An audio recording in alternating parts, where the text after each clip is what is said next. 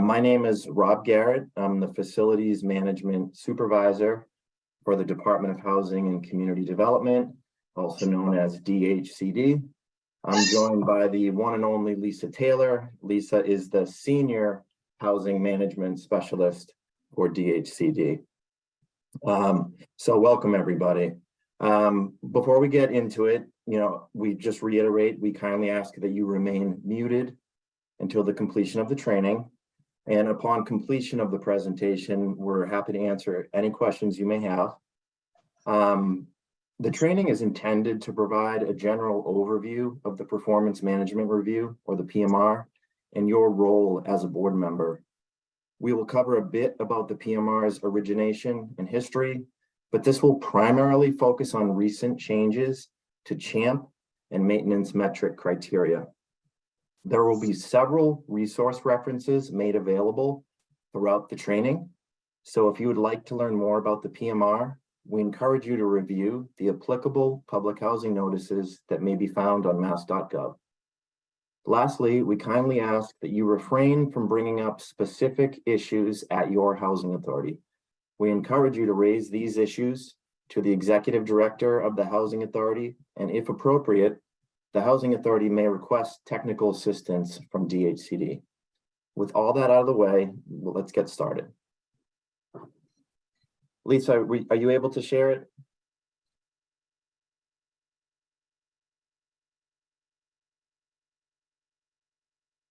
Okay, we can just start at the agenda.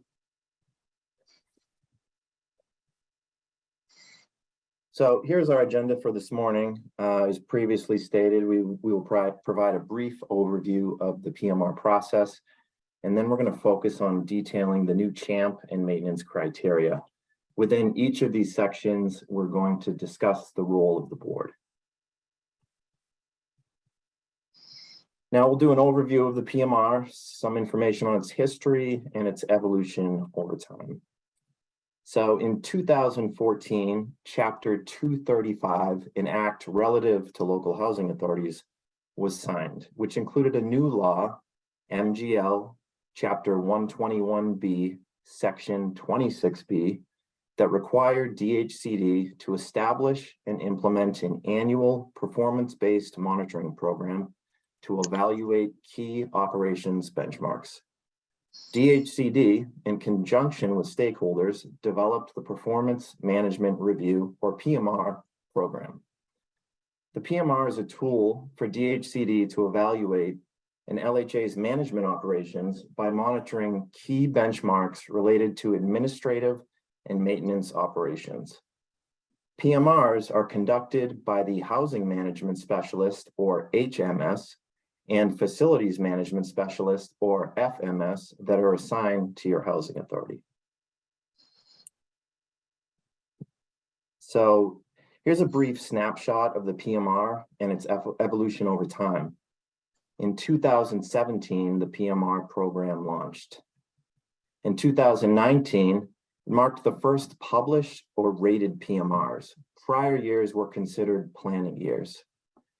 In 2020, as a result of COVID-19 and its impact on housing authorities, and frankly, all of us, DHCD paused several PMR criteria. In 2021, DHCD began conducting PMRs biannually for most LHAs. So what that means is that LHAs that score below a certain threshold will have an annual PMR, meaning DHCD will conduct the PMR 2 years in a row. There'll be no skip year, will come out the following year. LHAs that repeatedly score below a PMR or AUP threshold 3 years in a row are designated as chronically poor performing. This status designation after 3 years could result in the appointment of a Chief Administrative Financial Officer, or CAFO, pursuant to Chapter 235 of the Acts of 2014 and MGL Chapter 121B, Section 26B. And finally, in 2022, where we are now, we've launched new maintenance metrics and CHAMP metrics. As you can see here, the PMR has evolved considerably over time. These are all public housing notices, or as we call them, PHNs, arranged chronologically, and they are specific to the PMR. These can easily be found by searching for public housing notices on mass.gov. Toby, I'm out.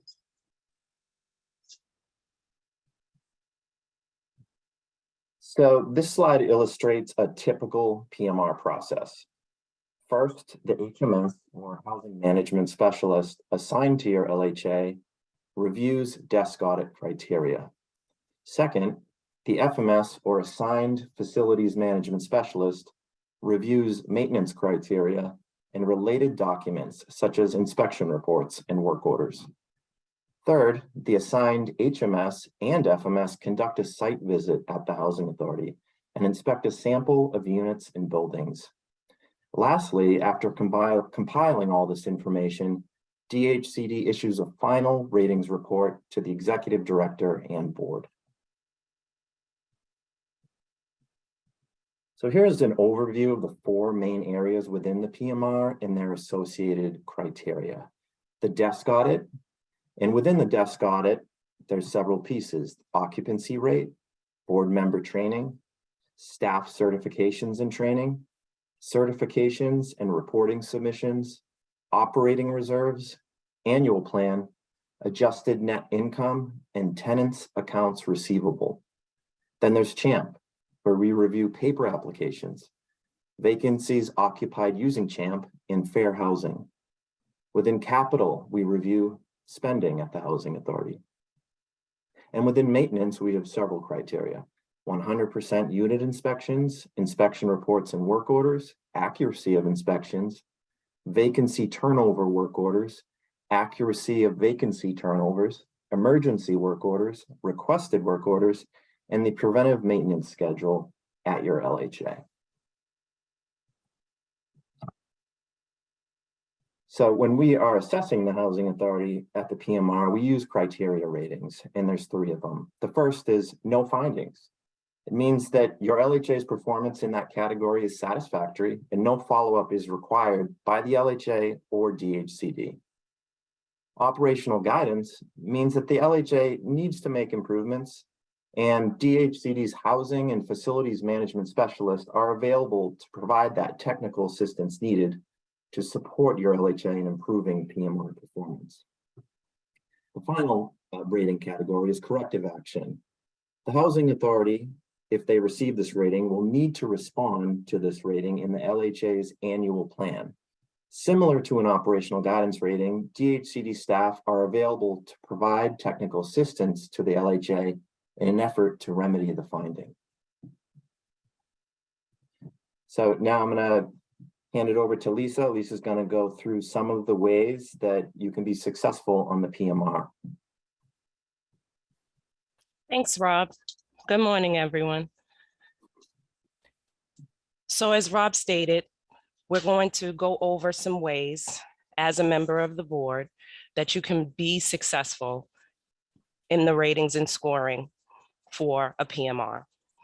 First and foremost is understanding the criteria. So Rob went over briefly the 4 components of the PMR. These components are a list of what he just described, but also give you what the performance benchmarks are for a successful PMR with no findings. So we'll first begin with the DHCD performance criteria with adjusted net income. That rate has to be at or above 98% for the fiscal year in review for the performance management. Next would be tenant accounts receivables. This describes the tracking of tenant rents charged and tenant rents received. So for this criteria, the Housing Authority would need to be at or below 2% of monthly rents, no more than 2% outstanding. Next would be the completion of board member training, which is also a component to the PMR and receives a rating. So it is also important that the members of the board complete this mandatory training. Next would be reporting and certification submissions. There are reports and certifications that are due by the Housing Authority quarterly and at year end, and they are set to a timetable for submission. The adjusted net income tracks and monitors the operating budget to determine spending. Next would be the operating reserve levels. Those reserve levels need to be at least 35%, again, to be successful and receive no findings. Next would be the CHAMP component. We'll be going over in another section of this presentation, a newly introduced criteria. Capital spending, in and of itself, there is a threshold that the Housing Authority has to meet as it relates to the capital dollars and the capital projects and the completion of those projects. Last but not least is the maintenance and physical conditions component, which has received a few tweaks over the last few years, and we'll also be going over those changes. It's also a good idea for the board to track and monitor performance over time. Public Housing 2017-15 provides instructions on how the Housing Authority can, in fact, track their performance. And also, as it relates to CHAMP, there's a technical update that can also be found to assist boards. The public housing notices can be found on the hyperlink we've provided here. And I believe that this PowerPoint will be circulated, so you'll have an opportunity to access this site in the event you're interested in doing some further research on the performance management review. And another way that the board can ensure a successful PMR is that everyone is in attendance. There are year-end certifications that boards have to certify and approve to, and also to be sure that those reports are being submitted on time. And that's by way of your executive director. So let's step into the role of the board in the PMR. The boards should monitor progress towards each criteria. And you are able to do that by way of your quarter end meetings. After a quarter end meeting, it's recommended that the board review the desk audit and physical conditions reports with your executive director to see where you are after each quarter ends as it relates to performance. These reports would include your occupancy and vacancy report, tenant accounts receivables, submissions and certifications, adjusted net income. It's also recommended that the Housing Authority Board review your work order reports, as this is part of the physical conditions component of the PMR. And also ensuring that all applicable maintenance policies and schedules are adopted and being adhered to, specifically preventive and routine maintenance policies. You should also try to direct improvements that are needed prior to the end of the fiscal year. The performance management reviews are rated quarterly in snapshots, and then at the end of the fiscal year. So if in monitoring it by quarter, a housing authority can identify any criteria where they may require technical assistance from either a facilities management specialist, a housing management specialist, a project manager, or a construction advisor. And lastly, after PMRs, boards should be aware of what those ratings are and work towards improving progress in the event that they've received operational guidance or corrective action. And that can be done by way of reviewing your PMR closeout reports and recommendations that are issued to the executive director and the board at the closeout of every PMR. So next, let's move into the new CHAMP criteria. This CHAMP criteria includes 3 components.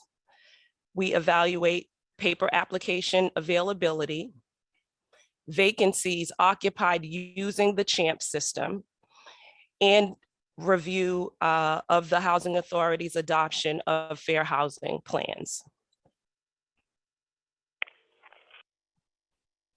Just in an overview, CHAMP is a statewide waiting list that was launched in 2019. Applicants can apply online and/or through paper application, and LHAs use CHAMP to manage their wait list and review applicant priority preference, eligibility, and qualification.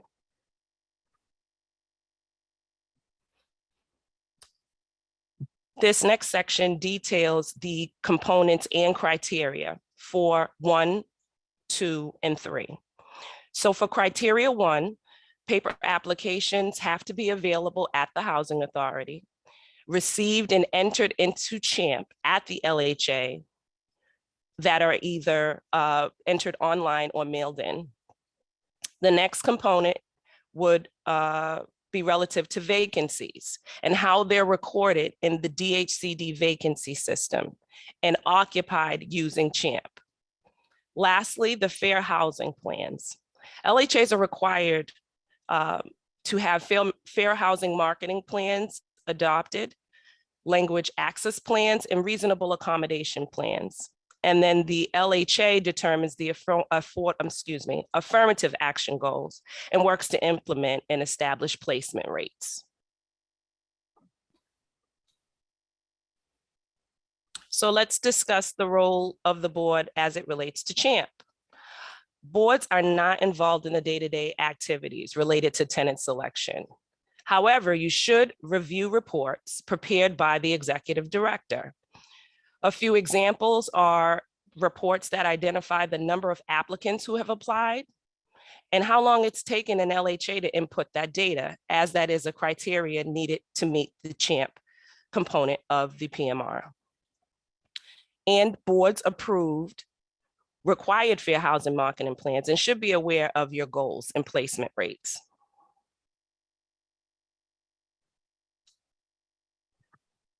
Next, I will hand this over to Rob Garrett, and he will go over the new maintenance criteria for the PMR. Thank you. Thanks, Lisa. So the Department of Housing and Community Development has changed PMR criteria as it relates to facilities management. You can jump to the next slide, Lisa.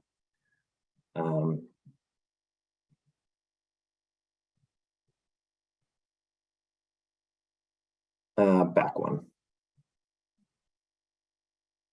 Okay, I don't know, I seem to be missing one.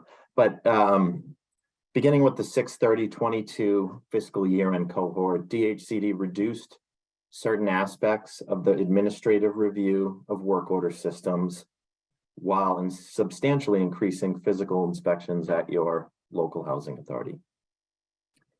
The changes reflected in the PMR are the direct result of many collaborations between DHCD, LHA executive directors, and maintenance staff, with the collective goal of more accurately assessing maintenance operations and physical conditions within local housing authorities across the Commonwealth. One of the key changes to know is that several ratings within the PMR will now be generated based on the number of health and safety findings cited during a DHCD physical inspection of LHA properties.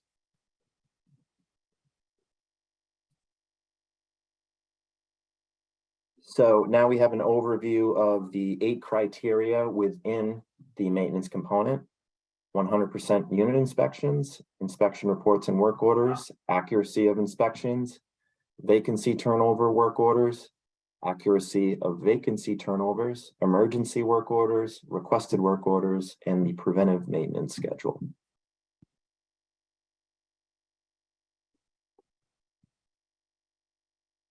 Go to the next slide, Lisa. Great.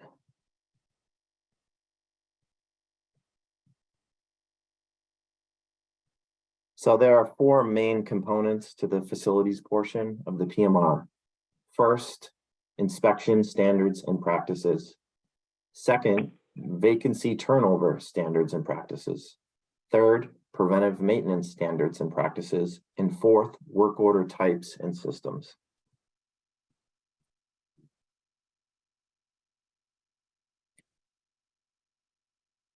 first we will look at component 1, inspection standards and practices. So every LHA should have a strong inspection program that ultimately serves to ensure their residents live in safe and sanitary housing. By conducting methodical and thorough inspections, your LHA will have far more control over maintenance deficiencies and/or lease enforcement, which leads to a greater chance of offsetting unanticipated emergencies, insurance losses, and claims. Your LHA has the important responsibility to help preserve affordable housing stock and continue our collective duty of providing safe and sanitary housing. So here are the 3 criteria associated with component 1, inspection standards and practices. Criteria 1, were all the units at the Housing Authority inspected once during the fiscal year under review? Criteria 2, did those unit inspection reports create, track, and report work orders for any needed inspection repairs? And has that work been completed within 30 days or added to a deferred maintenance or capital plan? Criteria 3, does the unit inspection report that the Housing Authority creates accurately reflect the need for repair? And the way that we use that is we come out, we inspect a unit, we compare it to the Housing Authority's inspection report, and we want to see that there's a symmetry between the two. Am I seeing the same condition that the Housing Authority is? We'll take a look at component 2, vacancy turnover standards and practices. So in order to meet the high demand for affordable housing, timely and efficient vacancy turnover is a key component to good facilities management. Additionally, every day a unit is vacant is another day of rent lost. An efficient system is dependent upon your LHA's ability to develop and maintain a consistent vacancy turnover process and/or procedure that ensures each unit is reoccupied as soon as possible and according to the minimum standards set within Chapter 2 of the Mass State Sanitary Code. The overarching goal of the turnover process is the rapid reoccupancy of a vacant unit while also ensuring the condition is both safe and sanitary for the incoming tenant or tenants. There are 2 criteria within vacancy turnover standards and practices. The first is that vacancy turnover work orders are created for every vacancy, and they document all the work that goes into that vacant unit, and that vacant unit is completed within 30 days, or a waiver has been requested through DHCD. The 5th criteria is that those vacancy turnover work orders accurately reflect the need for repairs. Again, this is where DHCD comes out. We look at a unit that has been turned over by the Housing Authority, and we want to see that the work the Housing Authority states they're doing is in fact reflected in the unit, that the unit is safe and sanitary and ready for occupancy. Next is component 3, preventive maintenance standards and practices. Every LHA should have a comprehensive preventive maintenance plan and schedule of work that includes all the tasks necessary to maximize and preserve LHA facilities. Examples of some common preventive maintenance items include the annual servicing of boilers, changing filters in air source heat pumps, testing of fire alarm systems, cleaning gutters, or simply changing the oil in an LHA-owned vehicle. The goal of a sound preventive maintenance program maximizes the useful life of LHA components and greatly limits LHA exposure to unanticipated emergencies, losses, and resulting claims. Within component 3, there is 1 criteria, and again, that happens when DHCD comes out and we inspect common areas, mechanical systems, boiler rooms, and we want to see that there is a schedule of work and plan in place that allows for these physical assets to achieve their maximum useful life, We want to see that fire alarm systems are being tested on an appropriate schedule, smoke detector batteries are being changed, things like that. Big picture things that preserve the housing stock. Finally is component 4, work order types and systems. Just generally speaking, a work order system is an organized set of processes and procedures that uses work orders to track, prioritize, and schedule work assignments, as well as any needed repairs. An effective work order system is maintained and will ultimately give your LHA the ability to work more efficiently, reduce costs, assist in the ordering of supplies, and help safeguard against overlooked work items that could lead to an emergency.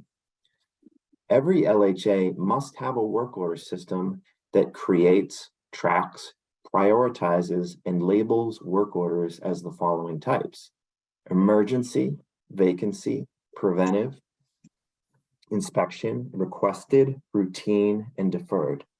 Additionally, every LHA must be able to create separate work order reports for each of the required work order types. The remaining portion of the PMR work order review focuses substantially on emergency and tenant requested work orders. But first, we'll go over a slide that highlights the different work order types and how they're utilized.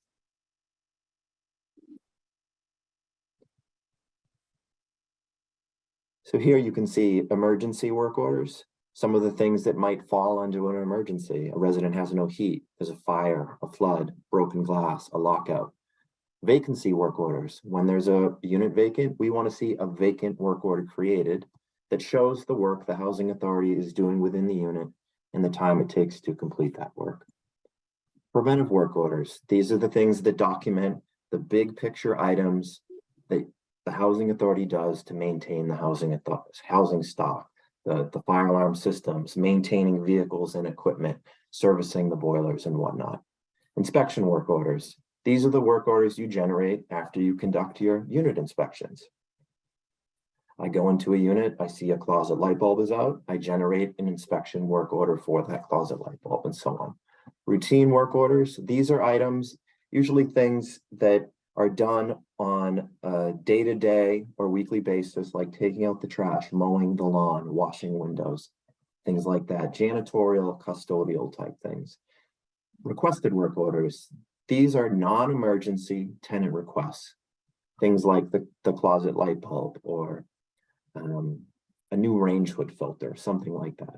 And then finally, there's deferred maintenance. These are things that maybe the housing authority wants to get to, like painting exterior doors, but it's January and it's obviously not an appropriate time to do that. So the work is deferred so that there's a system in place to track that work and it doesn't get lost because there's so much going on at the housing authority. We need to have a system in place to track that work, but it gets put on a deferred plan. And when the weather changes, the maintenance department can get to deferred work like that. We can go to the next slide, Lisa.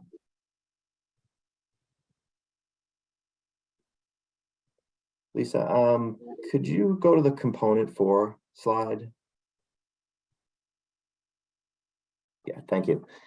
So these were the two. So aside from all the work order types that we just covered and are required to have a successful PMR, there are 2 work order categories in particular that we focus on during the PMR and receive substantial review: emergency work orders and tenant requested work orders. These 2 criteria make up the 4th and final component within the PMR. As illustrated in the slide, criteria 7 encompasses emergency work orders and verifying that they're created, tracked, and reported in accordance with the property maintenance guide, and any of that emergency work is completed within 48 hours. Criteria 8 verifies that any tenant requested work orders called in have been created, tracked, and reported by the housing authority, and that tenant requested work is completed within a maximum of 14 days, or it is added to a deferred maintenance or capital plan. Things like that paint peeling on the exterior door of a residence unit in the winter. That's not going to get done within 14 days, so we defer it and get to it in the spring.